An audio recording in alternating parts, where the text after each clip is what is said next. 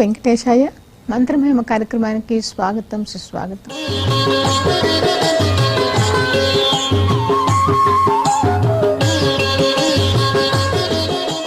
మా కార్యక్రమంలో ఉపనిషత్ వాహిని క్రమంలో భాగంగా కైవల్యోపనిషత్తు గురించి, దాని విశేషాల గురించి మనం ఆచార్య డాక్టర్ మసన్ చెన్నప్ప గారిని అడిగి తెలుసుకుందాం.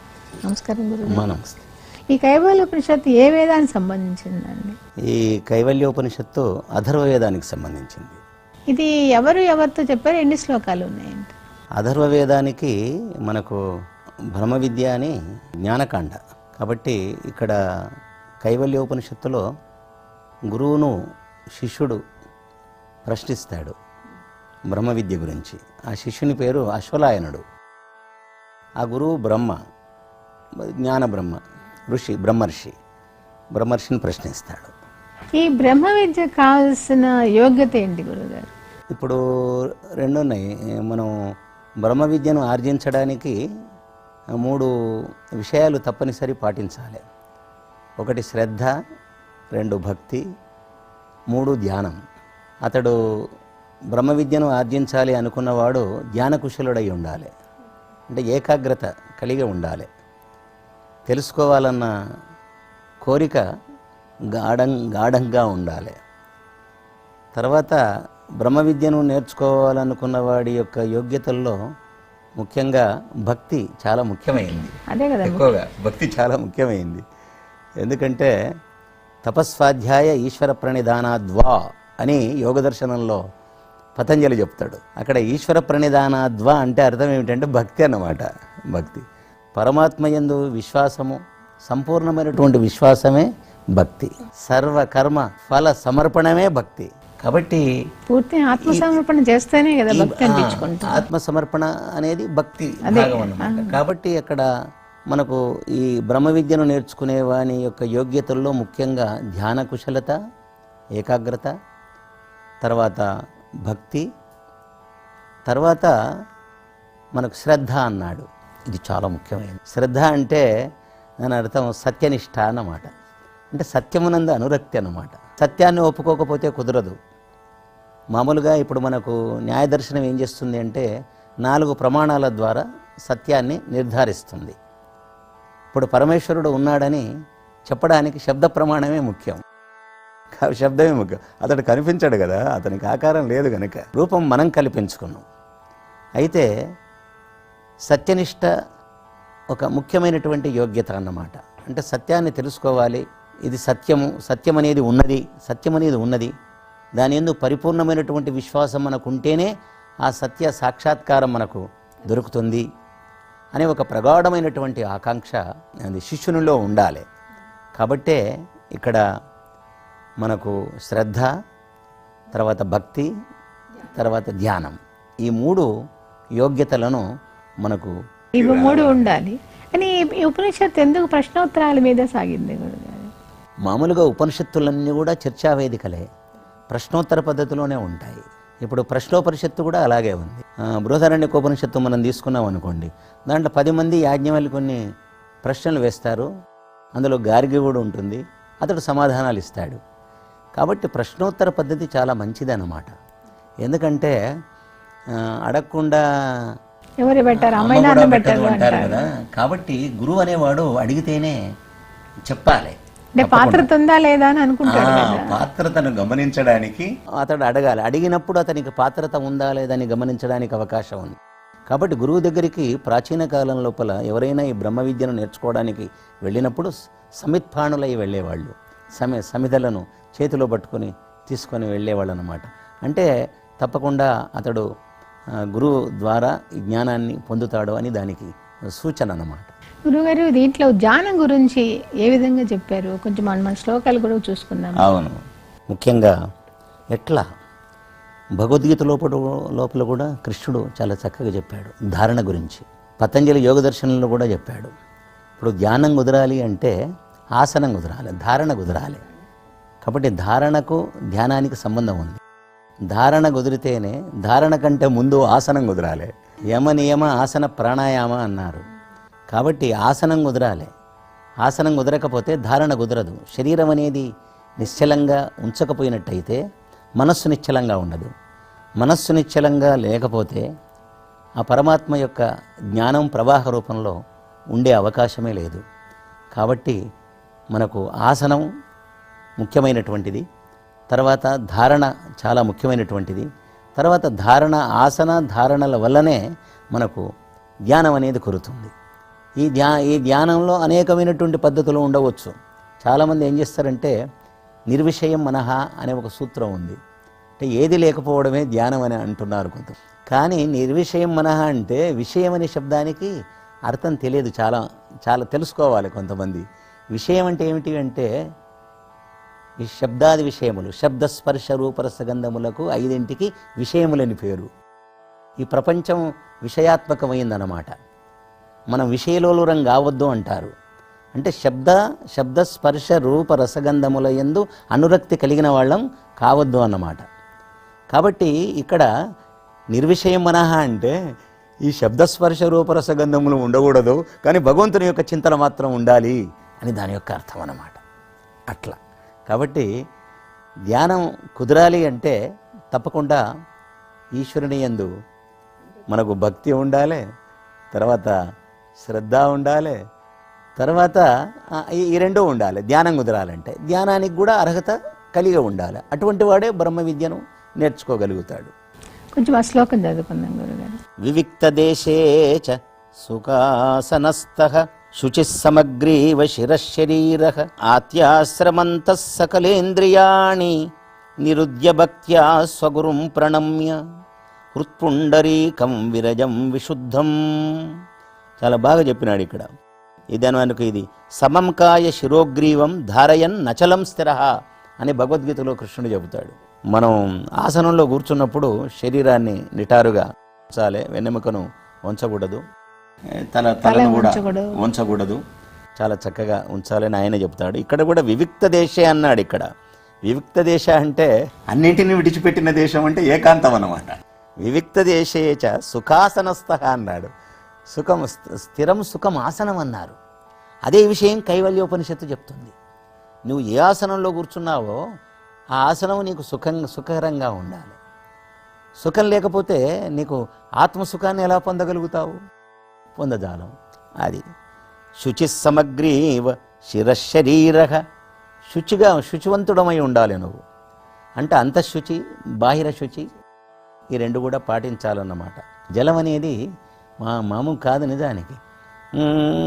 అద్విర్గాత్రాణి శుద్ధ్యంతి మనస్సత్యేన శుద్ధ్యతి విద్యా తపోభ్యాం భూతాత్మా బుద్ధిర్జ్ఞానేన శుద్ధ్యతి. మనుస్మృతికారుడు చెప్పినటువంటి శ్లోకం ఇది. అద్విర్గాత్రాణి శుద్ధ్యంతి అన్నాడు. గాత్రాణి అన్నాడు. గాత్రం అంటే శరీరమే కదా. గాత్రాణి అంటే శరీరాలు అని కాదు, అవయవాలు. మొత్తం శరీర అవయవాలన్నీ కూడా చాలా సహకరించాలి, యోగానికి సహకరించాలి. కాబట్టి అది కైవల్యోపనిషత్తు ముఖ్యంగా దీన్ని ఆసన శుద్ధిని మనకు తెలియజేస్తూ ఉంది. హృత్పుండరీకం విరజం విశుద్ధం విచింత్య మధ్యే విషదం విశోకం. అది హృత్పుండరీకం అన్నాడు. పరమాత్మ ఇక్కడ హృదయకమలంలో ఉంటాడు. దాన్ని హృదయకమలం అంటాం. తర్వాత హృదయకమలంలో దహరాకాశం అంటాం. ఇక్కడ కూడా జీవాత్మ ఇక్కడ బురుకుటిలో ఉంటాడు. నేత్రముల ద్వారా ఆయన చూస్తున్నాడు అనే విషయం ఉపనిషత్తుల్లో కూడా ఉంది. ఇప్పుడు ఫాలంలో ఉన్నాడని, బురుకుటిలో ఉన్నాడని, తర్వాత ఇక్కడ ఉన్నాడని, ఇట్లా ఈ విధంగా స్థానాలు చెప్పినారు. కానీ మనకు యోగశాస్త్రాన్ని అనుసరించి మనకు హృదయ కమలము అంటే కంఠబిలానికి మన గుండెకు మధ్యలో ఉన్నటువంటిది ఏదైతే ఉందో అక్కడ దహరాకాశం అన్నమాట. దహర శబ్దానికి సూక్ష్మమైన అని అర్థం. అది ఎలాంటిదట? విరజం విశుద్ధం అన్నాడు. అది శుద్ధమైందన్నమాట. చాలా చాలా శుద్ధమైందంటే అవిద్య అంటనిది అన్నమాట. అవిద్య అంటనిది, పాపం అంటనిది, విశుద్ధమైనటువంటిది అది అటువంటి పరమాత్మ. హృత్పుండరీకం విరజం విశుద్ధం విచింత్య మధ్యే విషదం విశోకం. శోకరహితమైనటువంటిది పరమాత్మ. శోకరహితమైనటువంటి వాడు, అవిద్యను అంటనివాడు, పాపము లేనటువంటి వాడు, సూక్ష్మమైనటువంటి వాడు. అటువంటి వాడిని మనం హృత్పుండరీకంలో ఆ విధంగా ధ్యానం చేయాలనే విషయం కైవల్యోపనిషత్తు మనకు చెప్తా ఉంది. కైవల్యోపనిషత్తు మనకు త్యాగేనైకేన అమృతత్వమానశు, ఇది లోకంలో కూడా అక్కడక్కడ మనం చూస్తుంటాం. త్యాగము చేతనే అమృతత్వం లభిస్తుంది అన్నాడు. అయితే ప్రపంచంలో మనం ఉన్నాం గనక ప్రపంచాన్ని వదులుకుంటే కుదరదు. శరీర మాధ్యంకలు ధర్మ సాధనం. మోక్షాన్ని పొందాలంటే ఈ శరీరమే మనకు ఉపాధి. శరీరం లేకుండా, బుద్ధి సహాయం లేకుండా మనం మోక్షాన్ని కూడా, పరమాత్మను కూడా మనం పొందజాలం. మనం అసలు ఈ మానవ శరీరాన్ని భగవంతుడు ఎందుకు ఇచ్చాడు అంటే మోక్షాన్ని పొందడానికి ఈ మానవ శరీరాన్ని భగవంతుడు మనకు చక్కగా ఇచ్చాడు. ఇది అయితే ఇక్కడ త్యాగం అంటే ప్రపంచాన్ని త్యజించడం కాదు. ఇప్పుడు మామూలుగా సన్యాసం అంటే కూడా చాలామంది ప్రపంచాన్ని విడిచిపెట్టి పోవడం అంటారు. కాదు, అదేమిటి సర్వకర్మ ఫలత్యాగం అన్నమాట. అంటే కర్మల యొక్క ఫలాలను విడిచిపెట్టడమే సన్యాసం అన్నమాట. అంటే కోరికలు లేకుండా ఉండడం అన్నమాట. కోరికలు లేకుండా ఉండడం. దీంట్లో ముఖ్యంగా మీరు అడిగిన దానికి న కర్మణ న ప్రజయా ధనేన చెప్తున్నాడు ఇక్కడ. కర్మ వల్ల నీకు మోక్షం సిద్ధించదు. తర్వాత న ప్రజయా, నీ పిల్లల వల్ల నీకు మోక్షం లభించదు. ఎందుకంటే నీకు కర్మలకు అంటుకొని ఉంటే మోక్షం ఎట్ట లభిస్తుంది? దాని నుంచి విడిపడవు కదా. తర్వాత సంతానంతో నువ్వు కలిసి ఉంటే ఎప్పుడు వాళ్ళ యొక్క మమకారం, మనం పుత్రేషణ, ధారేషణ, లోకేషణ అంటాం కదా. కాబట్టి ఈ ఏషణత్రయంలో ఉంటే నువ్వు బంధనంలో ఉన్నట్టే. కాబట్టి నీకు మోక్షం రావడానికి అవకాశం లేదు. కాబట్టి కర్మల వల్ల నీకు మోక్షం రాదు, నీ సంతానం వల్ల మోక్షం రాదు, ధనం వల్ల కూడా మోక్షం రాదు. త్యాగేనైకేన అమృతత్వమానశు, కేవలం త్యాగం వల్ల మాత్రమే మోక్షం వస్తుంది అన్నాడు. ఇక్కడ త్యాగం అంటే ఏమిటి? నిజానికి మనకు మామూలుగా 3-4 అంశాలు మనకు ఇక్కడ తెలుసుకోవలసినటువంటి అవసరం ఉన్నది. యజ్ఞాలు చేయాలి, యజ్ఞం చేస్తాం, యజ్ఞఫలాన్ని కోరకూడదు. యజ్ఞం చేయాలి, యజ్ఞఫలం కోరకూడదు. అది త్యాగం అన్నమాట. అది ఒకటి. తర్వాత దానం చేయాలి, దాన ఫలాన్ని కోరకూడదు. అదొక త్యాగం. తర్వాత తపస్సు చేయాలి, తపఫలము కోరకూడదు. అంటే ఇక్కడ యజ్ఞ దాన తపస్సుల గురించి భగవద్గీతలో కూడా, ఎందుకంటే ఉపనిషత్తుల్లో ఉన్న విషయాలే భగవద్గీతలో వస్తాయి, కృష్ణుని నోట అవే వచ్చినాయి. కాబట్టి ఇక్కడ యజ్ఞము, దానము, తపస్సు అనేవి కర్మలు, సత్కర్మలు, ఈ మంచి కర్మలు అన్నమాట. కాబట్టి ఈ కర్మలు చేస్తూ ఈ కర్మల యొక్క ఫలాలను కోరకుండా ఉండాలి, అంటే వాటిని విడిచిపెట్టాలి. అది త్యాగం అన్నమాట. కాబట్టి ఆ త్యాగం చేతనే ఏమవుతుంది? నీకు అమృతత్వం వస్తుంది అన్నాడు ఇక్కడ. అమృతత్వం అంటే ఏంటిదో మళ్ళీ కైవల్యోపనిషత్తు వేరుగా చెప్తూ ఉంటుంది. దీనికి నా అయమాత్మ ప్రవచనేన లభ్య, నా అయమాత్మ బలహీనేన లభ్య, ఇది చెప్తుంది మనకు. ఏది మనకు ఈ కఠోపనిషత్తు చెప్తుంది. అక్కడ కూడా బలహీనునికి మోక్షం దొరకదు, భగవంతుడు దొరకడు. తర్వాత అయమాత్మ అంటే పరమాత్మ అన్నమాట. అక్కడ ఆత్మశబ్దానికి పరమాత్మ అన్నమాట. బలహీనునికి దొరకడు. తర్వాత ప్రవచనాలకు దొరకడు. నా మేధ, నీ తెలివితేటలు చూపెడితే కూడా భగవంతుడు దొరకడు. ఇప్పుడు వ్యాపారంలో కానీ రాజకీయాల్లో కానీ తెలివితేటలు చూపెట్టినట్టుగా ఈశ్వర సంబంధమైనటువంటి విషయంలో తెలివితేటలు చూపెడితే కూడా భగవంతుడు దొరకడు. నా మేధయ నా శృతేన, కేవలం వింటుంటావు, పురాణ కాలక్షేపం చేస్తే కూడా భగవంతుడు దొరకడు. కానీ భగవంతుడు ఎట్లా దొరుకుతాడు చెప్తాడు ఇక్కడ. పావరేణ నాకం నిహితం గుహాయాం విభ్రాజతే యజ్జతజో విశంతి. అది స్వర్గాన్ని మించినటువంటి ఆనందానికి స్థానమైనటువంటి హృదయాకాశంలో ఆయనని పొందాలి. ఆయనను పొందాలంటే కేవలం జ్ఞానము చేతనే పొందాలి. జ్ఞానాన్ముక్తి, జ్ఞానము చేత మాత్రమే నీకు మోక్షము లభిస్తుంది. అంటే ఏమిటి ఇక్కడ? జ్ఞానం అంటే జ్ఞానయోగం అన్నమాట. అయితే జ్ఞానయోగానికి అనుసంధానం చేయాలి. ఇంతకుముందే చెప్పాడు ఆయన. నిష్కామం, త్యాగం అన్నాడు. త్యాగం అంటే నిష్కామ కర్మయోగం. నిష్కామ కర్మయోగానికే త్యాగం అని పేరు. నీవు ఏ పని చేస్తున్నావో ఆ పని యొక్క ఫలాన్ని కోరకుండా ఉండాలి. అందుకే కుర్వన్నేవేహ కర్మాణి జిజీవిషే శతసమాహ, ఇది వేదం చెప్తుందమ్మా. 100 ఏళ్ళు నువ్వు కర్మలు చేస్తూ జీవించు అన్నాడు. అయితే కర్మఫలాలు కోరకుండా ఉంటే ఆ కర్మ వల్ల కలిగే దోషం నీకు అంటదన్నమాట. అది కాబట్టి నీవు ధ్యానపరుడవు కావాలి, యోగపరుడవు కావాలి, తర్వాత నిష్కామ కర్మయోగివి కావాలి, తర్వాత జ్ఞానయోగివి కావాలి. జ్ఞానంలోకి కూడా వెళ్ళాలి. ఎందుకు జ్ఞానంలోకి వెళ్ళాలి? ఇప్పుడు ఉదాహరణకు ఒక దేవాలయానికి వెళతాం, మనం వెంకటేశ్వరుని దగ్గరికి వెళ్ళాలనుకుంటాం. అప్పుడు ఏం చేస్తాం? ఇక్కడ కర్మ కావాలి. కర్మ అంటే ఇక్కడి నుంచి బయలుదేరాలి, ఒక వాహనంలో బయలుదేరాలి అక్కడికి. కానీ వెంకటేశ్వరుని దగ్గరికి వెళ్ళాలి, వెంకటేశ్వరుని దగ్గరికి పోయి చూడాలి. అది జ్ఞానం అన్నమాట. వెంకటేశ్వరుడు ఎట్లుంటాడో నీకు తెలియాలి, వెంకటేశ్వరుని ఎక్కడ మనం చూడగలుగుతామో నీకు తెలియాలి. అది జ్ఞానం అన్నమాట. కాబట్టి పరమాత్మను సాక్షాత్కరించుకునే సందర్భంలో పరమాత్ముడు అంటే ఎవరనే జ్ఞానం నీకు తప్పకుండా ఉండాలి. అదే జ్ఞానయోగం అన్నమాట. అందుకే సమాధి స్థితి లోపల యోగులైన వాళ్ళు ఏం చేస్తారు? పరమాత్మ సాక్షాత్కారాన్ని పొందుతారు అంటారు. కానీ ఎవరికి పరమాత్మ సమాధి స్థితిలో సాక్షాత్కరిస్తాడు? నిష్కామకర యోగులకు మాత్రమే. కానీ ఇప్పుడు కోరికలు లేకుండా దేవుని దగ్గరికి వచ్చేవాళ్ళు ప్రపంచంలో లేనే లేరు. ఎక్కడికైనా అదే కోరిక, ఏదో కోరిక అన్నమాట. ఏదో కోరికతో వస్తూ ఉంటారు వాళ్ళు. కానీ ఇక్కడ కోరిక లేకుండా నిరీహ కలిగి ఉండాలన్నమాట. ఇప్పుడు జితేంద్రుడై ఉండాలి. నిష్కామ అన్నాడు, నిష్కామ కం లేకున్నాడు. అందుకే ధర్మము, అర్థము, కామము, మోక్షము 4 పురుషార్థాలు సాధింపదగింది. కాబట్టి ధర్మబద్ధమైనటువంటి కోరిక ఉండాలి, ధర్మబద్ధమైన కోరిక ఉండాలి. ఇప్పుడు ఇందులో కూడా అతడు మోక్షాన్ని పొందాలి అంటే ఇప్పుడు బ్రహ్మ విద్య నేర్చుకోవడానికి యోగ్యతలు మీరు అడిగారు. కానీ మోక్షాన్ని పొందడానికి కూడా 4 అర్హతలు ఉన్నాయి.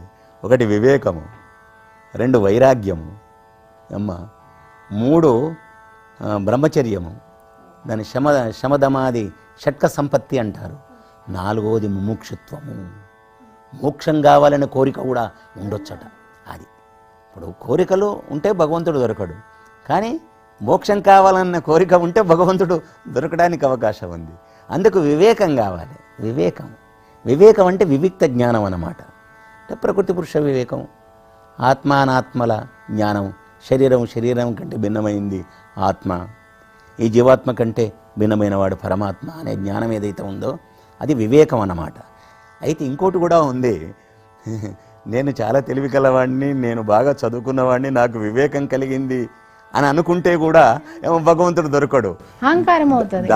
అందుకే ఏం చేశారంటే వివేకాన్ని కూడా వైరాగ్య భావంతో ఉండాలి, వివేకం పట్ల కూడా వైరాగ్యం కలిగి ఉండాలి. ఇది చాలా గొప్ప విషయం. అది వివేకం పట్ల కూడా వైరాగ్యం కలిగి ఉండాలి. అందుకే యోగశాస్త్రంలో పతంజలి చాలా చక్కగా చెప్తాడు. సంప్రజ్ఞాత సమాధి వల్ల ఇతనికి వివేక ఖ్యాతి కలుగుతుంది. అంటే తానెవరో తెలుస్తుంది, తానెవరో తెలిసింది కదా అని విర్రవీగుతుంటాడు. చాలా గొప్పవాణ్ణి అనే ఒక ఫీలింగ్ ఇతనికి వచ్చేస్తుందన్నమాట. కానీ ఎప్పుడైతే సంప్రజ్ఞాత సమాధి ఉంటే అది సమాధి పూర్తి అయినట్టు కాదు. సమాధి 2 విధాలన్నమాట. 1 సంప్రజ్ఞాత సమాధి, 2 అసంప్రజ్ఞాత సమాధి. కాబట్టి సంప్రజ్ఞాత సమాధి అంటే తనను తాను తెలుసుకోవడం, అసంప్రజ్ఞాత సమాధి అంటే పరమాత్మను స్వరూపాన్ని తెలుసుకోవడం. సాకారంలోనే, సగుణాకారంలోనే చూడటం అనే నిర్గుణాకారం అంతే. సబీజ సమాధి, నిర్బీజ సమాధి అంటారు దాన్నే. వికల్పము, నిర్వికల్పము. కాబట్టి ఎప్పుడైతే నీకు స్వరూప జ్ఞానం, సత్స్వరూప జ్ఞానం కలిగిందో అది సంప్రజ్ఞాత సమాధి. అప్పుడేమవుతుంది? నీకు కలిగినప్పుడు పరమాత్మ వల్ల జ్ఞానం అంది, ఆయన యొక్క స్వరూపం కూడా నీకు తెలుస్తుంది. దానివల్ల ఏమవుతుంది అంటే ఈశ్వరుని యొక్క స్వరూపం కూడా నీకు, ఆయన అనుగ్రహం వల్ల ఆయన స్వరూపం తెలిసి అప్పుడు నువ్వు ఆనందాన్ని పొందగలుగుతావు. సమాధి స్థితిలో ఆనందాన్ని పొందడానికి అది ముఖ్యమైన కారణం అన్నమాట. నిన్ను నువ్వు తెలుసుకోవడం, నిన్ను నీవు అకేలా కావాలి. అసలు కైవల్యోపనిషత్తులో చెప్పబడింది ఏంటంటే నువ్వు కేవలుడు కావాలి. కేవలుడు అంటే ఒకడన్నా, ఎక్కడ కావడంగా ఒకడన్నమాట. ఒకటిగా మిగిలి ఉండాలి. అంటే ఈ ప్రపంచ బంధనాల్లో ఉన్నాడు కదా, ఇవన్నీ బంధనమే కదా. మోక్షము బంధనం రెండే కదా. బంధము మోక్షణాలు 2 ఉన్నాయి. మోక్షం కావాలి అంటే బంధనం నుంచి విడబడాలి.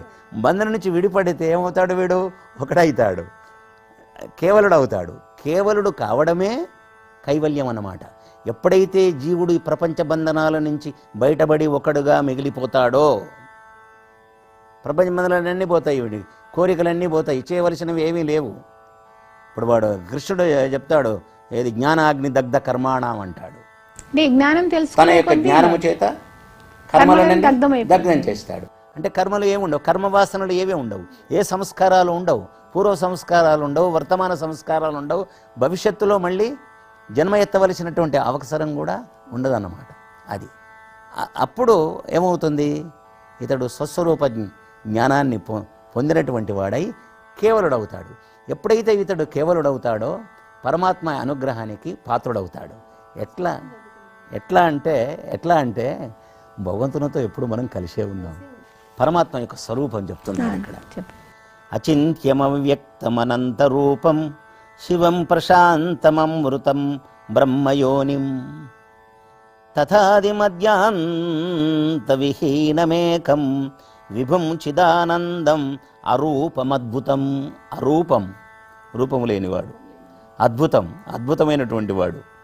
తర్వాత విభుం అంటే సర్వవ్యాపకుడు, చిదానందం, చిత్ ఆనందం అంటే చిత్ అంటే జ్ఞానం, ఆనందం అంటే ఆనందం.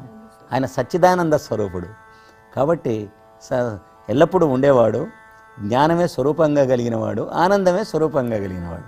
కాబట్టి ఆయన సచ్చిదానంద స్వరూపుడు అనే విషయం కైవల్యోపనిషత్తు చక్కగా మనకు చెబుతుంది. అచింత్యం, అతన్ని మనం చింతన చేయలేం. మనం అంటే మన చింతనకు దొరకడన్నమాట, మన మనస్సుకు మన మేధస్సుకు అందనివాడు, మన మనస్సుకు దొరకనటువంటి వాడు.